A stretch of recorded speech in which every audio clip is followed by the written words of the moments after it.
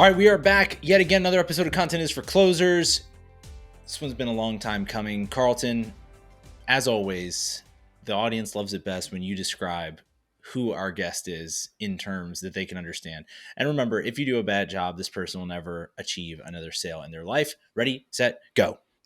Okay, so Bryan, he's got lawn mowing experience and he's great. Oh, sorry, Bryan, you will no longer have a future because I screwed up. No, so yeah, really interesting guest today. We've got a few different episodes where we've dived into this sweaty startup or kind of this like idea of not your average tech startup. And this week's another one, and it's really pretty interesting because he started by growing his own lawn care company, and that's what I identified with him with. I was once he said that, I was like, man, this guy's awesome because that's where I cut my teeth in the business world, as they say. And so he started there, grew a massive lawn care company. I think he said it was over 10 million. That's what we should contextualize. It wasn't just a normal kid with a truck and a push mower. I mean, maybe that's how he Adam's started. just throwing shade at me, you know. Just no. I just I feel like we're it's like Michael Jordan and Rex Chapman played the same sport, but like it's two different things there. But yeah, that he was he expanded that thing massively. So sorry to interrupt. Just had to. No, that's all right. So he grew that huge, and it was eventually acquired. And your lawn business is big when it gets acquired. So he basically goes on from there, starts a platform. And I know everyone in the software world likes to say, my app is an Uber for X, and it doesn't always match, but this really does. It's an Uber for lawn care. So when you need your lawn mowed, all you got to do is go on the app, GreenPal, and find your, find the person to come and get it, take care of your lawn. Yeah, a couple things stuck out to me from the interview. This to me is the prototypical example of betting on the jockey and not the horse, because I think a lot of times I do this. I fall prey to this. You can believe as an entrepreneur, as a business operator, well, I'm just not in a great business, or I'm not in a great industry. I'm not trading stocks, or I'm not selling one thing for $1 million every day, or whatever. There's all these different things that you can kind of fall into the trap of mentally. And then you meet guys like Bryan, who are taking the most basic business model. And I don't mean that in a demeaning way at all, but like you said, your first thing was to mow lawns, right? That's the way a lot of us started, and is such a gifted and hardworking as well, but such a gifted entrepreneur and operator that it just doesn't matter. Like the device, the model itself doesn't matter. He would have been successful probably doing anything, but he chose this specific niche and has taken it to the absolute maximum. So if you're somebody like me who sometimes can get down on whatever specific industry, you have no excuse. I have no excuse, because this guy took cutting lawns and made it a over $10 million business. And now is doing the interesting, cool stuff that so many of us want to jump into too early. Now he's building apps. Now he's building Uber equivalents, etc. So that was just a huge challenge personally. Yeah. And everyone in the software world talks about two-sided marketplaces being the most difficult types of services to and companies to build.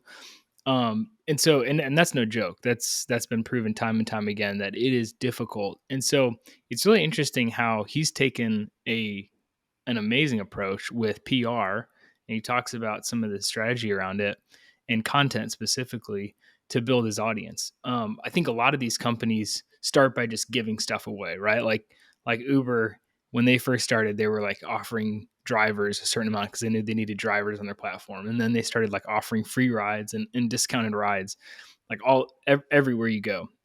Because you have to get both of those sides of the marketplace there to be able to build it. And so I think, just the model that they took and how they grew it. He said it was kind of a overnight success that had been in the works for 10 years. I think that's true for so many of these businesses where, he played the long game. He used building content. He said he wrote an ebook for almost 2 years. So there's all these pieces that from a content perspective, once you put into place, they help you long-term. And so definitely for all of our listeners who are, maybe in that more local space where you're trying to grow something that's local and then grow it beyond that, this is a great episode for you. All right, let's get into it. All right, we've got Bryan Clayton here on Content is for Closers. Bryan, thank you so much for spending some time with us. Awesome. Thank you for having me. It's great to be here. So me and you were just talking offline about knowing similar places in Nashville, and I think that's where your story starts and where your company started. And the thing about Nashville is now I guess it's becoming more of a concrete jungle, but it was one of those cities where you could have a house with some land and still be in the city for a long time. And so tell us, how did that affect you? How did you start your company? Why did you start your company? Give us the background there.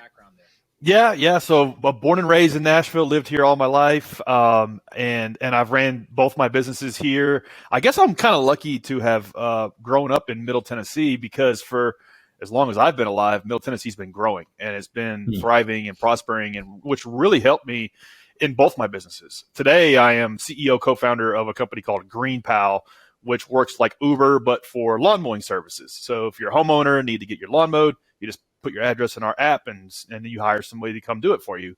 And GreenPal is like a 10-year overnight success. Been at this thing for almost a decade.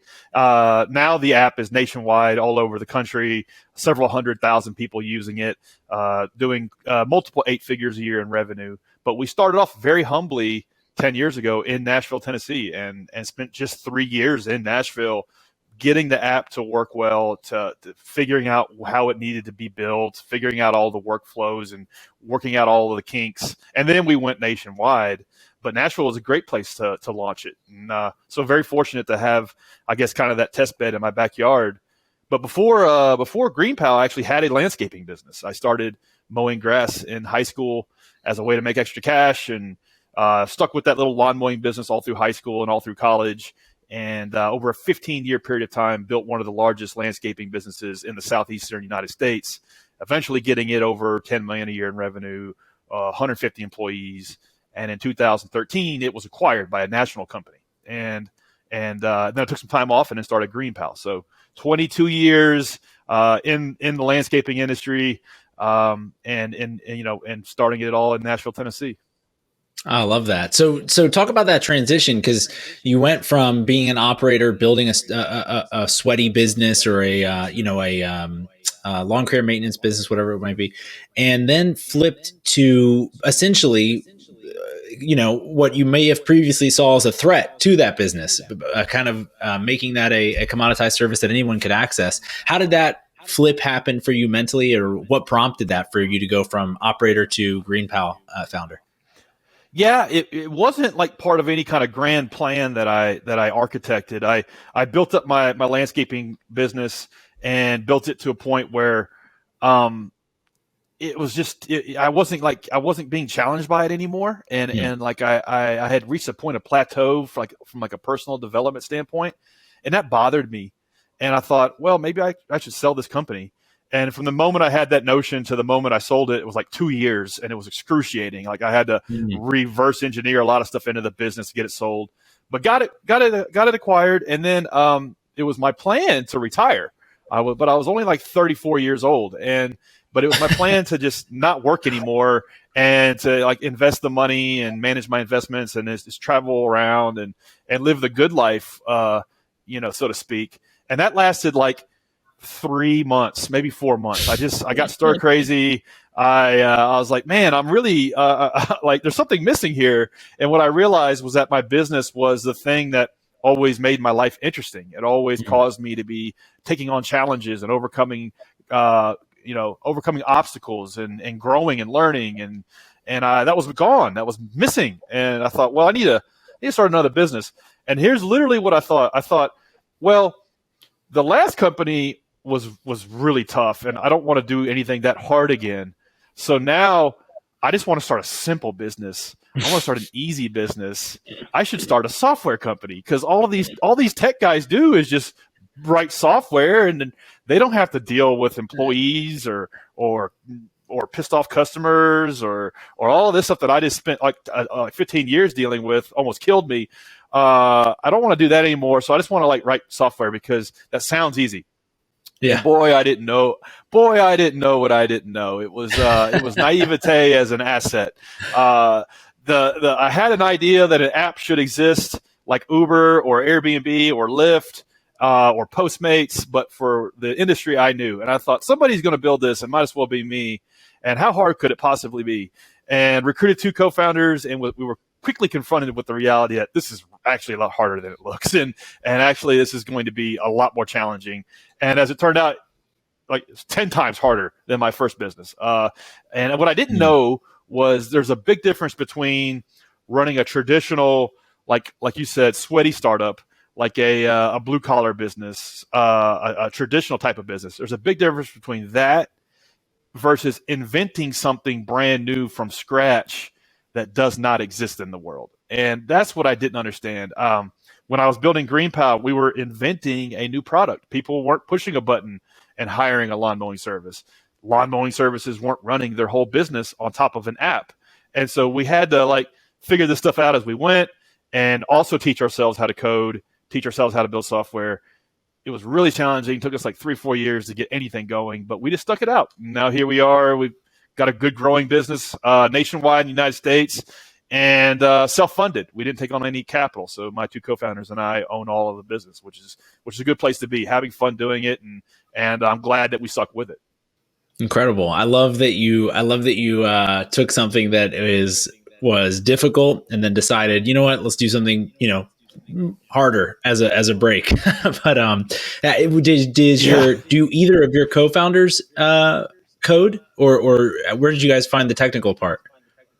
So here's how we did it. Ideally, when you're starting a tech startup, Paul Graham, the guy that invented or founded the Y Combinator, which is an accelerator out in Silicon Valley, he says that you should have a hacker and a hustler. And so basically somebody who's good at driving the business forward, who's naturally geared towards sales, who's naturally like motivated to get something going. And then a hacker, which, somebody who's good at the technical side. Maybe they were coding up websites in high school. Maybe they are a tinkerer and then like they're engineering, focused. And those 2 types of people come together and can start a startup. That's ideal. We had 3 hustlers. No hackers. And so we had 3 people that kind of had like a chip on their shoulder that wanted to build something, that were motivated, but none of us knew how to code. And so here's what we thought. We thought, well, we don't know how to write software, but that's probably the easiest part of it. We'll just like pay a development shop to do that, and then we'll market it and we'll be off and going. And so we did that, and we pulled together like $150,000 of our own cash, paid a dev shop to build what we thought GreenPal should be. It took them like 9 months, and we released it, launched it, and it was a total failure, like unmitigated disaster. The app didn't have the features it needed. We didn't really know how it should be built. We didn't really know how it should be architected. It didn't fulfill the promise, basically, of push a button, lawn mowing service shows up and does a great job mowing your yard. And so we were quickly confronted with, okay, if we're going to be in the tech business, we're going to have to learn how to build software. I mean, that's all there is to it. And so I became the world's crappiest front-end engineer, and my co-founder went to a boot camp in Nashville and became a decent enough back-end engineer to where we completely rebuilt the whole thing from scratch. Baked in the feedback we were getting from the first, 50 people that used our terrible product. We were getting enough feedback to where we could rebuild it right the second time, and we rebuilt it ourselves. And then we were able to build out a team of engineers around us because we had some sort of basis, some sort of like 80-20 mastery of software development, which that took a long time. It took like 2 or 3 years to get up and going. Yeah, I love how you called it a 10-year overnight success, right? Like having to go through that iterative process and I mean, that is tough, building it for 9 months and then having to, go back and realize it didn't fit the customer need or that's brutal. But it's a testament to you that you all were continuing to endure and were able to continue on to where you are today. This is kind of a sidebar, but I'm curious what you think about it. it seems like there's been this renaissance a little bit in those, blue collar home service, sweaty, whatever you want to call it, based businesses. And more and more you're seeing people who are like, yeah, I'm going to go start a landscaping company, or I'm going to go buy a whatever, an HVAC company, or et cetera, et cetera, and then just try to store up these cash flow businesses. Having been in it for the last 20 years or what plus that you have been, what do you attribute that to? Why do you think there's been this revived popularity in those types of businesses? I think a lot of it has to do with there's a market need. Try to hire a plumber, try to hire a lawn care service, try to hire a home cleaning service, and see what you pay. Like really hire somebody to come and do a service for you at your home. You're going to pay them $50-$75 an hour. And I know some lawyers that don't make that. And so it's like, are you going to go to school and take on $200,000 in credit card debt, or go start a trade business and make $100,000 a year free cash flow? I mean, your contemporaries will never catch up with you. And right. I mean, in my business, GreenPal, we have 32,000 contractors that use the platform. Wow. And I mean, I hear so many stories over and over again of, hey, thank you, GreenPal, for helping me grow my lawn care business, because now I just bought my third rental home, or I bought another truck and I have 3 crews going, and my business just crossed the $500,000 mark or the $1 million mark. I mean, there's several contractors doing multiple millions on our platform. Is it a get-rich-quick scheme? Hell no. It's hard work. It's full contact. But it is one of the most crisp ways in this country to go from zero to life-changing, like, wealth in a decade, if you're willing to work hard and run it well. Yeah. So I think the first reason might be because of a market need. The second reason is it's probably easier to get distribution for these businesses than it's ever been. You can pop up a Facebook ad campaign. You can pop up a Yelp ad campaign. You can run a Google AdWords campaign. You can advertise on Instagram. You can join an industry specific platform like GreenPal, and you can go from no customers to $250K a year in revenue in a year. That used to take a decade. And so that might be another reason.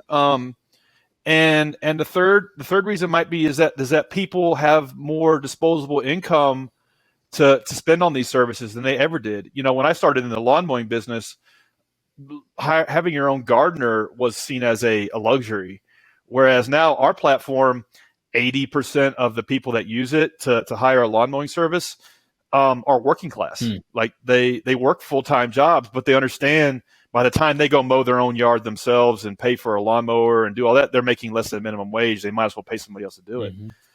And so it's probably a combination of all those things: more disposable income, easier to get clientele than ever, and there is a market need.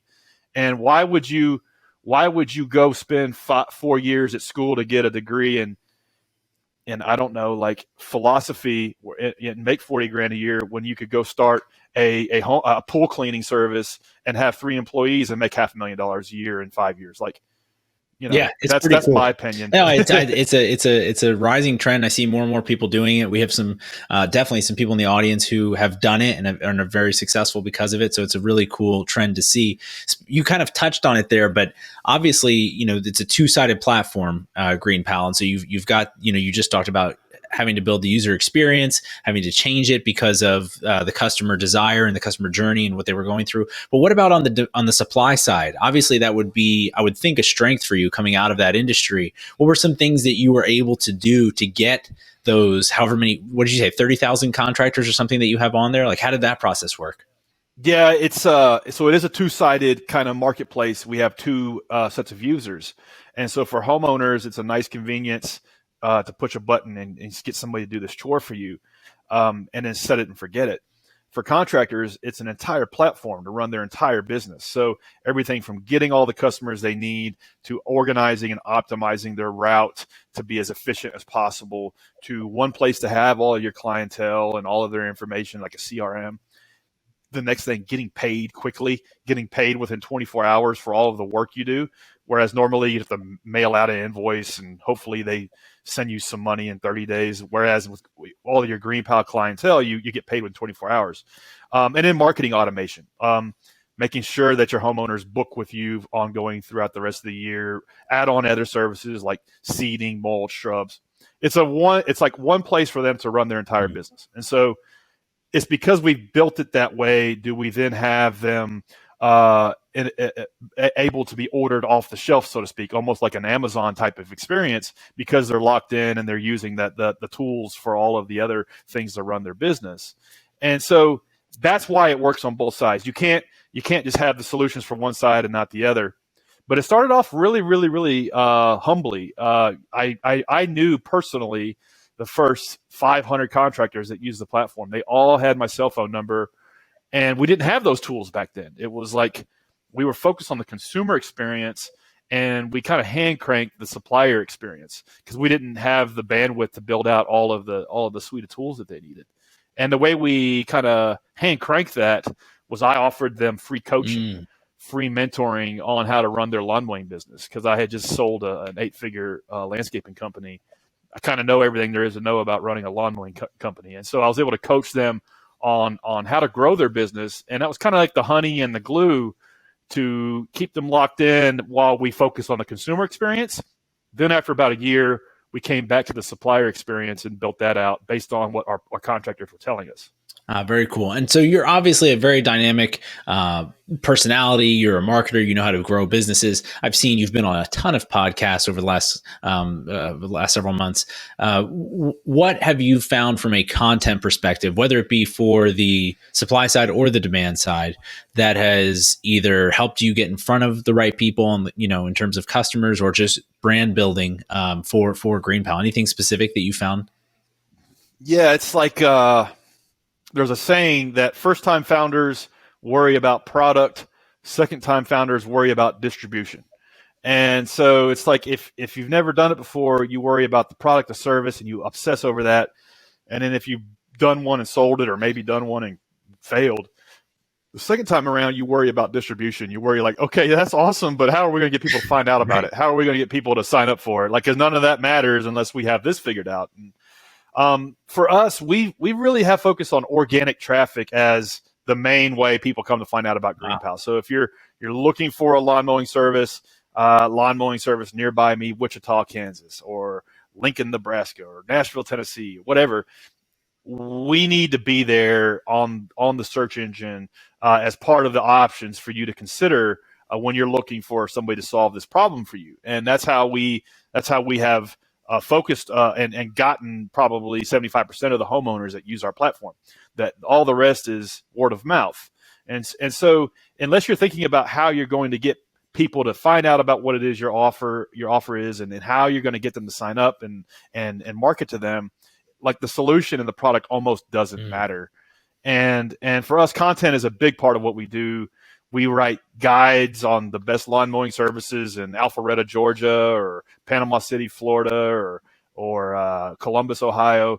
And we interview contractors. We talk about what makes them different. We talk about what makes them reliable and what kind of equipment they have. And then we surface that. We surface that in content. And so when people are searching for a lawn mowing service in Columbus, they may come across our page, and then they may try out GreenPal.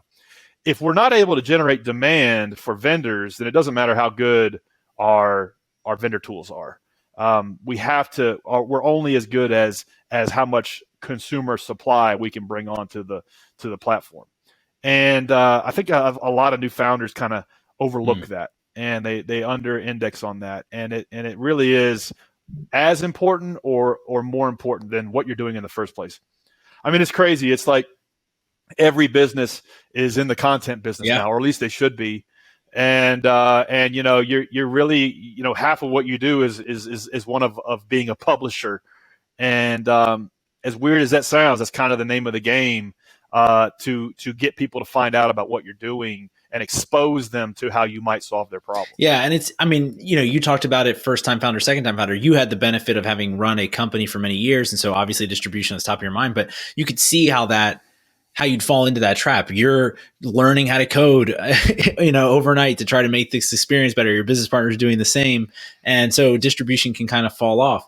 A million users is, incredible. That's what Silicon Valley startups are trying to build towards. Was there anything specific that you saw an influx of users come through, or was it just a drip, over time? How did that process work in terms of growth?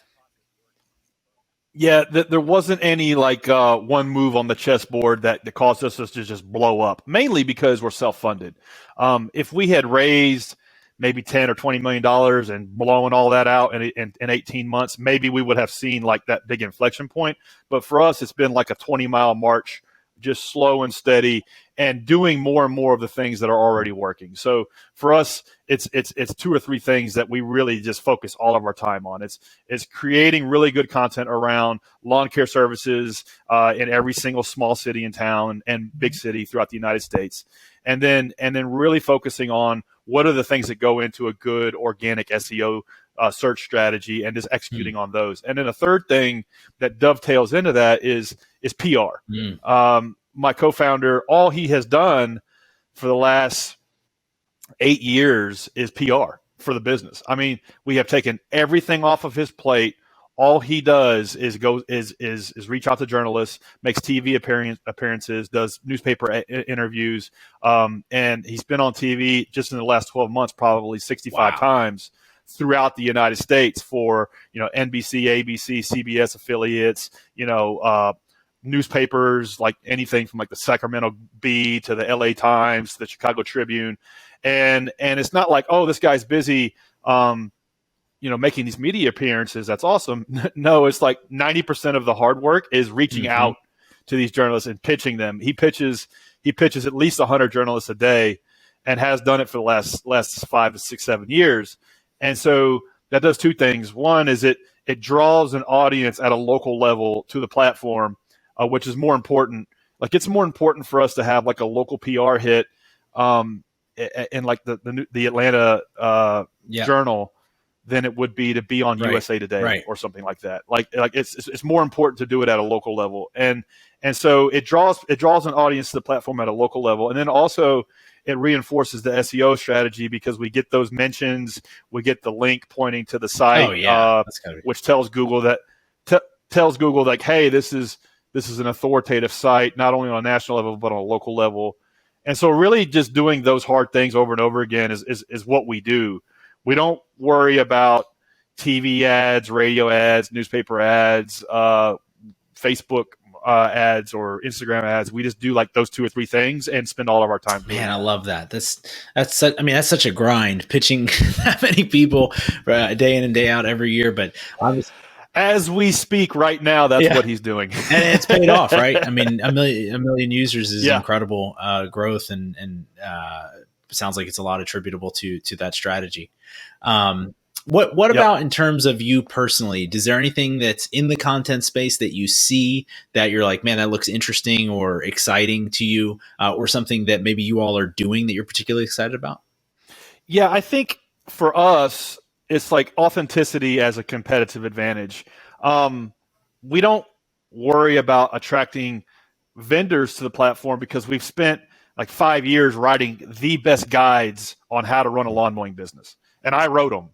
And maybe I'm biased, but I think it's the best free book on the internet for how to run a lawn care business, and it's well designed. It's engaging, and this goes from zero to this is how you get your first 100K, and then there's an intermediate book after that we wrote. Here's how you go from 100K to 250K, whether you use GreenPal or not. This is your free guide on how to run a lawn mowing business. And as you read through this free material that we literally spent 2 years and $100,000 building for free, you can have it. Hey, if you want to try GreenPal out, great. And so to me, using that authenticity and really just trying to be almost benevolent does usually pay itself back when it comes to content. I was listening to a podcast about this realtor who operates in somewhere in Florida, a highly competitive market, maybe like Miami or something. And he created an ebook, and he spent like 3 years writing this ebook on how to do a for sale by owner in Miami-Dade. And this is how you do a for sale by owner, like step by step. Don't pay a realtor. Why would you pay a realtor 2.5% when you can do this step by step? And the book is like 20 pages, and like it's a ton of traffic. And what his strategy was, and what's worked is like by the time people read through all of this, you're like, the hell with this. I'm just gonna call this guy. That's great. And it works for him. So I think having that strategy with respect to content, like not trying to write the 14th post on the top 10 ways, but literally just trying to like put something out into the world that is helpful, that you know better than anybody. Usually that's a better strategy. Yeah, it's so good. And we talk a lot about having a content waterfall. Those assets where you're spending 2 years, I mean, you wrote it for 2 years. There's going to be so many different pieces that can be pulled out of that and used for, lead magnet attractions, whatever, even just to drive back to that, if he knows that piece is going to convert. It's such a powerful strategy. Well, Bryan, we really appreciate you coming on and sharing a little bit about GreenPal with us. If folks want to check out you or what you all are doing, where's the best place for them to follow along? Yeah, anybody in the United States that doesn't want to mow your own yard, just download GreenPal in the App Store or Play Store. And anybody wants to hit me up on Instagram, Bryan M. Clayton. Just drop me a DM. All right, we'll do it. We will link all of that in the show notes below. Really commend you for the long grind that you have been on, and obviously it's paying off for you, and hopefully we'll be able to catch up soon. Thanks. Awesome. Thanks, Adam. Have a good one.